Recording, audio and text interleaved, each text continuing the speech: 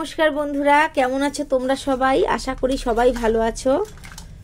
আজ আমি তোমাদের সাথে শেয়ার করব চিংড়ি মাছের মালাইকারি। দেখো, আমার ছেলের খুব পছন্দের মাছ এটা। আর চিংড়ি মাছগুলো কিন্তু জ্যান্ত, সব হাঁটছে, সব কিন্তু হাঁটাচলা করছে। আর এই জ্যান্ত চিংড়ি মাছ দিয়ে নারকেলের দুধ দিয়ে চিংড়ি মাছের মালাইকারি রান্না করব। তো কি করে রান্না করব সেটাই তোমাদের সাথে শেয়ার করব। এখন আমি চিংড়ি মাছগুলো ভালো করে কেটে নিই, তারপর ফিরে আসছি। দেখো বন্ধুরা, আমি সুন্দর করে কেটে নিয়েছি। আর চিংড়ি মাছটা আমি কিভাবে কেটেছি তোমাদের দেখাই। এই মাথার মধ্যে ছিল ময়লার থলি থাকে, সবাই জানো তোমরা, ওটা বার করেছি। আর এখানে একটা লম্বা নোংরার শিরার মতো থাকে, সেটা এখানে একটু চিড়ে বার করে নিয়েছি। এইভাবে আমি 4টে চিংড়ি মাছই আমি কেটে নিয়েছি। আর এই দাঁড়াগুলো আমি ভালো করে কেটে নিয়েছি। দেখো কি মোটা মোটা ঠ্যাংগুলো, দেখো। এটাও আমি মালাইকারিতে দিয়ে দেবো, আমার ছেলে চিবিয়ে খেতে খুব ভালোবাসে। এই 4টে চিংড়ি মাছে কিন্তু 1 কিলো ওয়েট হয়েছে। তো এখন আমি নারকেলটা কুড়িয়ে দুধটা বার করে নিই। এদিকে কড়াই বসিয়ে দিয়েছি তেল গরম করতে। আর এবার আমি চিংড়ি মাছে একটু নুন হলুদ মাখিয়ে নেব।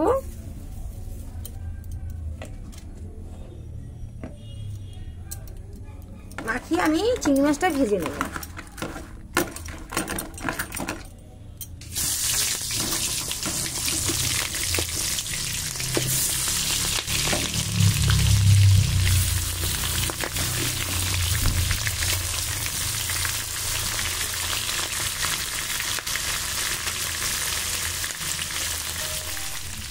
চিংড়ি মাছটা 1 পিঠ ভাজা হয়ে গেছে, আমি উল্টে আর 1 পিঠ ভালো করে ভেজে নেব। আমি সমস্ত চিংড়ি মাছগুলো এইভাবে ভেজে নিয়েছি, আর ওই দাঁড়াগুলোও ভেজে তুলে নিয়েছি।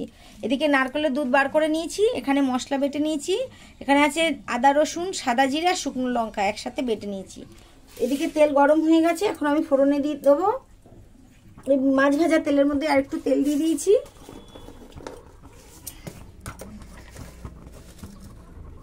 সাদা জিরে, তেজপাতা, আর দেবো ফোড়নে গোটা গরম মশলা। ফোড়নটা হয়ে গেছে, এবার আমি পেঁয়াজ কুচিটা দিয়ে দেবো।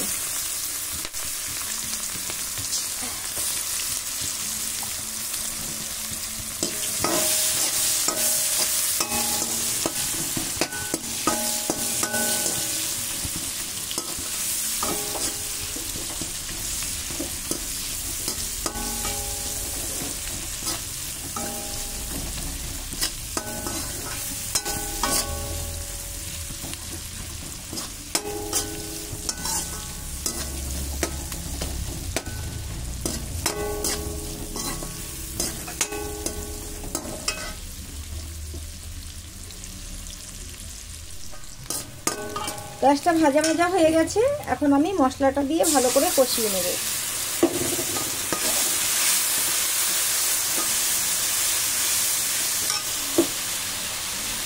আর একটু মশলার বাটি দিয়ে জল দিয়ে দেবো।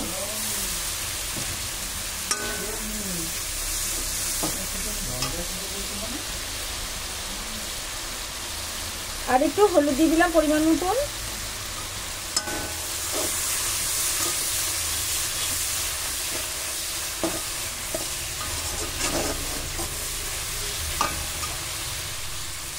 আর একটু চিনি দিয়ে দিলাম, যেহেতু এটা চিংড়ি মাছের মালাইকারি, একটু মিষ্টি মিষ্টি ভালো লাগবে।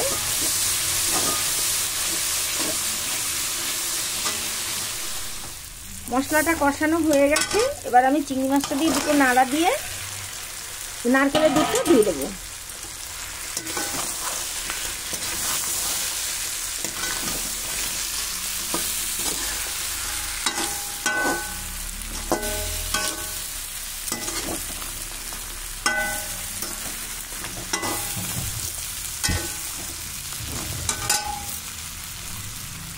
এবার আমি নারকেলের দুধটা দিয়ে দিলাম।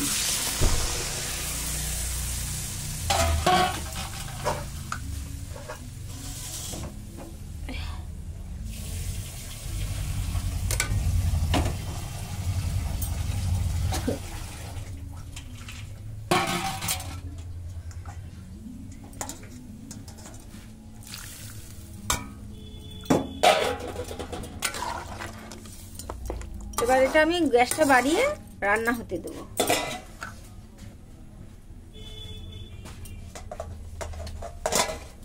কটা লঙ্কা চেরা দিয়ে দিলাম। আমি চাপাটা খুলে নিয়েছি, এবার ভালো করে ফুটিয়ে নিচ্ছি। নামানোর আগে ঘি আর গরম মশলা দিয়ে আমি নামিয়ে নেব।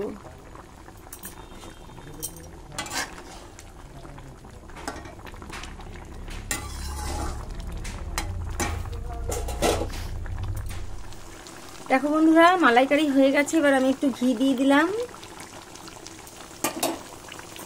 আর এবার আমি বাড়িতে গুঁড়ো করে রাখা গরম মশলা দিয়ে দেবো 1 চামচ।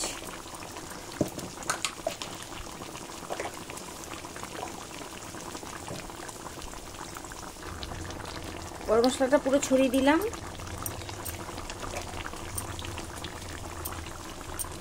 একটু মিশিয়ে আমি এবার নামিয়ে দেবো।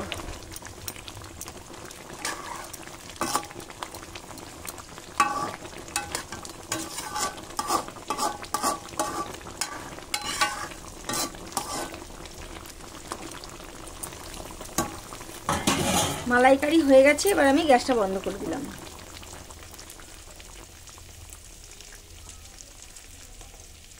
এবার আমি ঢেলে নেব।